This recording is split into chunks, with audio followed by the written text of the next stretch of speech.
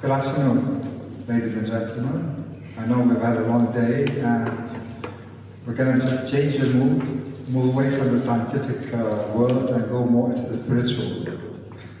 Alright, so the title of my talk is Learning Spiritual Behaviors as a Means to Reverse Harmful Epigenetic Changes Resulting from Domestic Violence. And there's a personal story behind it which I will share towards the end. So who are we? I would like some interaction from the audience. Who are we?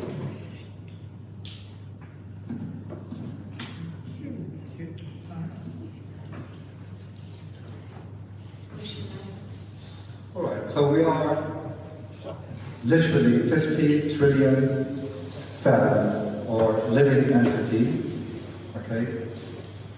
Responding to our inner environment and outer environment all the time.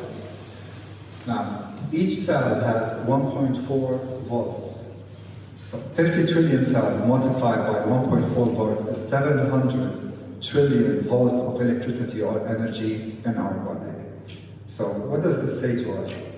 How powerful is our system? How powerful are we as spiritual beings having a human experience, or in other words, co-creating our human experience? Okay.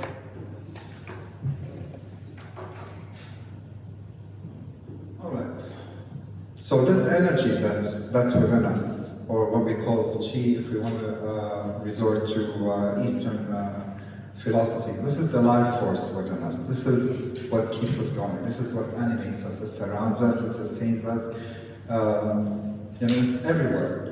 This is the same energy we use for healing. Okay. So it surrounds us. It permeates us, sustains us, and connects us to all things. It's everywhere, as common and as miraculous as the air we breathe, the light of the sun and stars, and the love of our family and friends.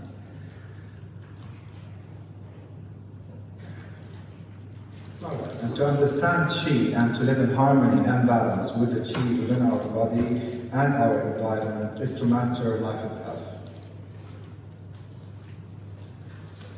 Alright, so we are not a drop in the ocean, we are an ocean in a drop. So Imam Ali, and I start quote, your remedy is within you, but you don't sense it. Your sickness is from you, but you do not perceive it. You presume that you're a small entity, but within you is unfolded the entire universe. You are indeed the evident book by whose alphabet the hidden becomes manifest. Therefore, you have no need beyond yourself. What you seek is within you, if only you reflect. What does this imply to us? If the energy of the universe is already within us, it means that we have the full potential to heal ourselves, if only we believe that we have that power. But unfortunately, as we grow up, our belief system is structured in a way to follow the physical world reality in which we live in. And definitely we're following a scientific model, or I don't mean to offend anyone in the scientific world, that we're using a more of a reductionist approach and just looking at the body and the brain, while I'm proposing that we start looking at the mind and the power of the mind, about consciousness, about what's beyond all that, what is activating our day-to-day lives, what's motivating us to do things that we do. What my question is, if we expand that energy in the proper way, how would the world turn out to be today? Because definitely, if we look back at ancient civilizations, and I have a hypothesis about it, that when we question how the ancient Egyptians built the pyramids, which is still a puzzling question up until today, why is it that those people have such a shared belief and a common belief that they used all their power to do what they did? I would rather be speculating that there were aliens that came down, or that how they built the pyramids. that's a big question to be asked and to be researched further on, and I'm taking on the research on it. Okay. So, going back to Socrates, he said, "Know thyself." And also Plato after that alluded to the fact that it's ridiculous to try to understand our nature if we don't understand ourselves. Who are we? We don't know who we are. We're constantly moving around. We know who we are by what people tell us, by the comments we hear, by the feedback system, the loop system.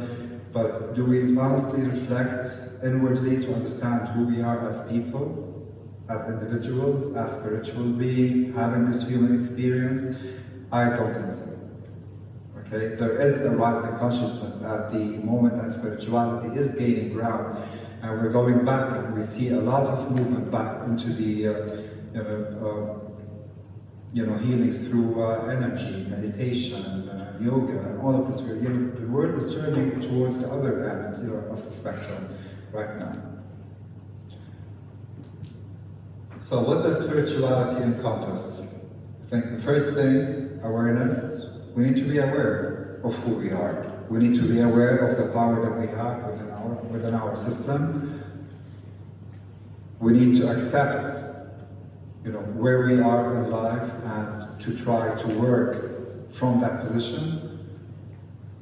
We need courage, of course, which we already have, but we forget to use from time to time because of what we see around us and because of the failures that we see from other people.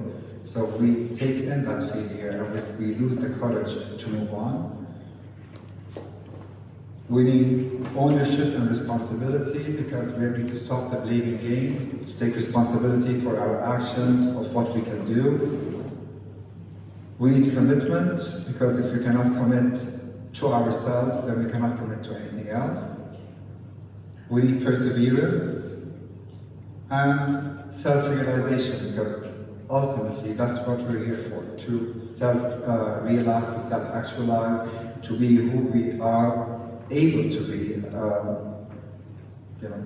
Every person has a given potential, so why can't everyone reach their full potential? And what does spirituality encompass? Seeing the loving essence. Every single person has a loving essence. We judge people, we judge the behavior of people rather than the people themselves. That's the defining point between them. Every experience is an opportunity to evolve and grow. Reframing issues as blessings. We constantly say that why is this happening to me, and what did I do? Why is God punishing me? Let's put God on the side. God has nothing to do with it.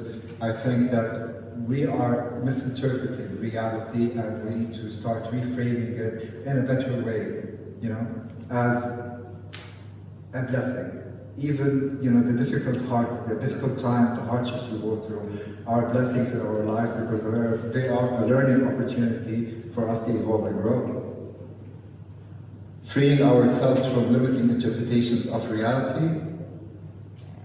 Personal responsibility is a foundational key that opens the doors to freedom, and this is what we are here for, to be free, not to be entangled in a world that demands us to be this or that. We need to free ourselves, which means to realize that God within us. Because I think divinity and humanity, there's only a difference in scale, not more than that. Okay, so what are the spiritual skills? We create our future by how we respond to experiences now. What we believe determines our experience, and I think what we believe in is really a critical thing, because if we believe that we are failures, then that's how our life is going to turn out to be. If we go through traumatic events and we believe that we're victims, then definitely we're going to be victims. So our belief system really determines how our life turns out to be. Healing is the application of loving to the places inside that hurt. And why do we say loving? If you remember the last letter that Einstein wrote to his daughter, he specifically said that the strongest force in this universe is love. Okay? Because love is the power that heals everything.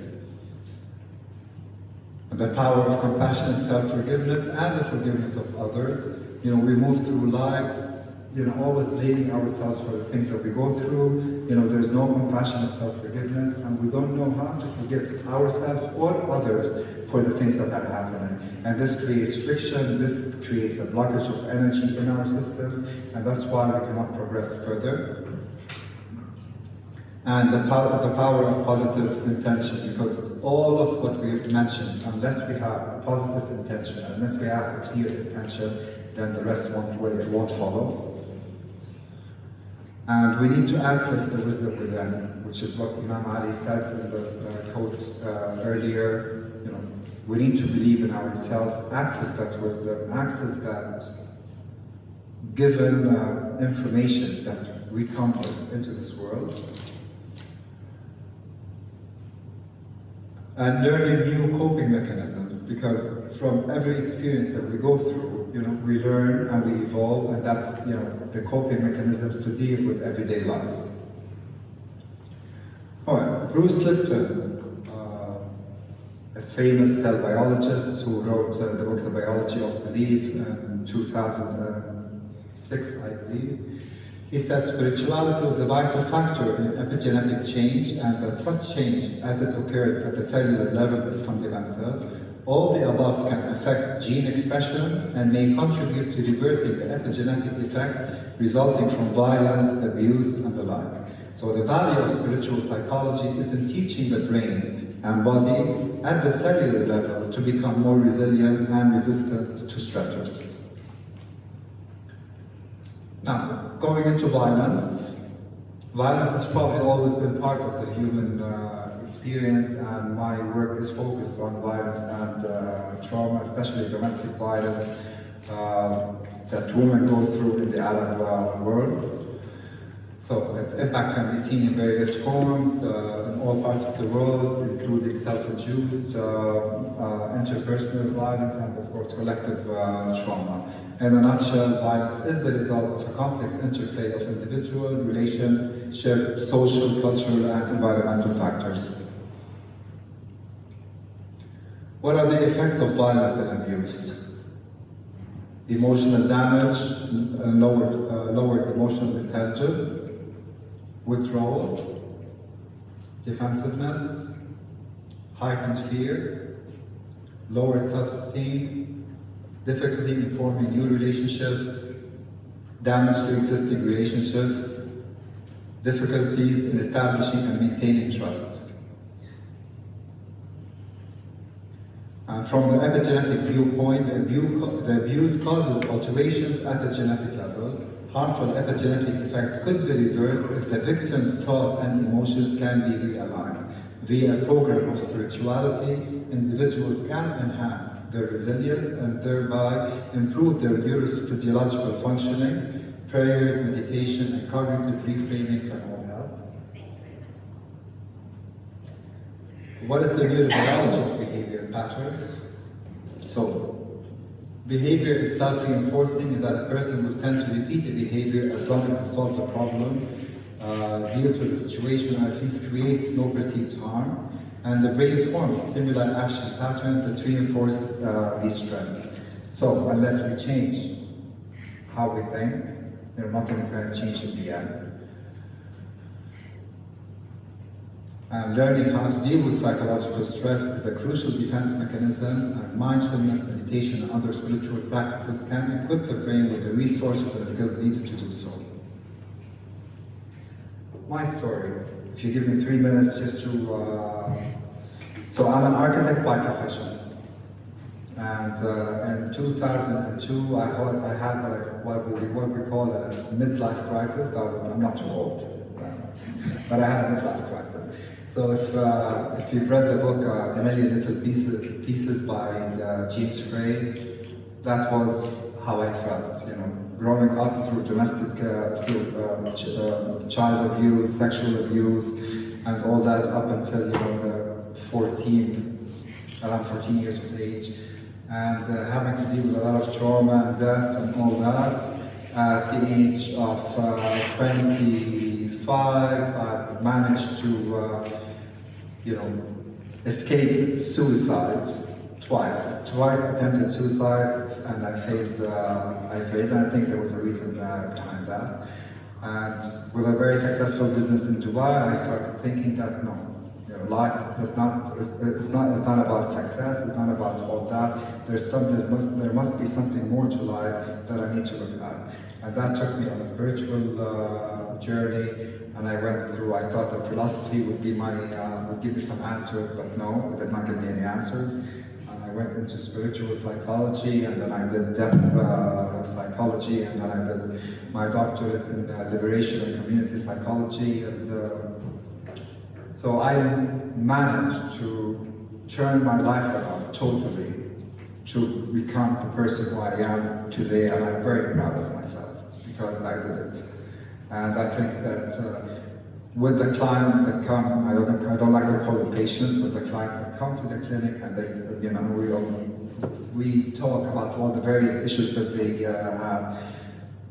One thing I find, which is very powerful, the more love I show them, the faster they heal.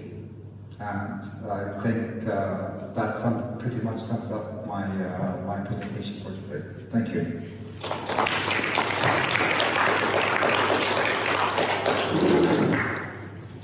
Questions or comments?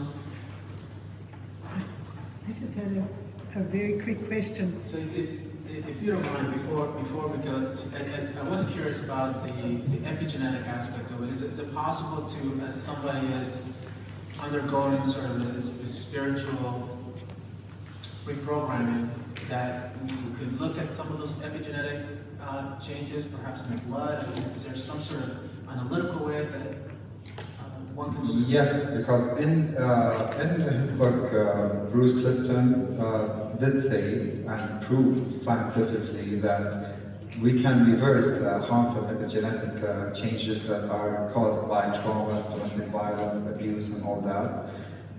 It has been measured at the cellular level too. The cells respond because the cells are governed by, you know, some people would say the brain, I would say no, the mind, you know, because the mind is the governor of all that's happening in the body. So if we're able to change our perception, if we're able to change the way we view the world, then yes, we're able to change at the cellular level, you know, everything that's going on. Right. Yes, please.